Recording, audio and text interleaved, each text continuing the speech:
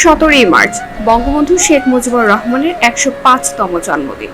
মহান এই কিংবদন্তি আজকের এই দিনে 1920 সালে তৎকালীন ব্রিটিশ ভারতের বেঙ্গল প্রেসিডেন্সির ফরিদপুর জেলায় টঙ্গীপাড়ায় জন্মগ্রহণ করেন। 1971 সালে বঙ্গবন্ধুর জন্মদিন অসহযোগ আন্দোলন চলছিল। এর আগে 66 এই 6 দফা আন্দোলন, 69 এই গণ অভ্যুত্থান পেরিয়ে 70 সালে নির্বাচনের নেতৃত্ব দিয়ে বাঙালির অগ্নিসংবাদিক নেতা হয়ে ওঠেন।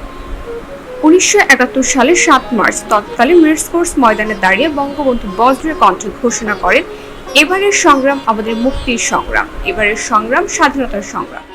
এবারের সংগ্রাম আমার মুক্তির সংগ্রাম, এবারের সংগ্রাম স্বাধীনতার সংগ্রাম। সেই আহ্বানে সাড়া দিয়ে সেদিন গোটা বাঙালি জাতি ঐক্যবদ্ধ হয়ে মুক্তিযুদ্ধে সামিল হয়, ছিনিয়ে আনে বিজয়। বঙ্গবন্ধু সর্বপ্রথম 1950 সালে তার 30তম জন্মদিন কারাগারে কাটান।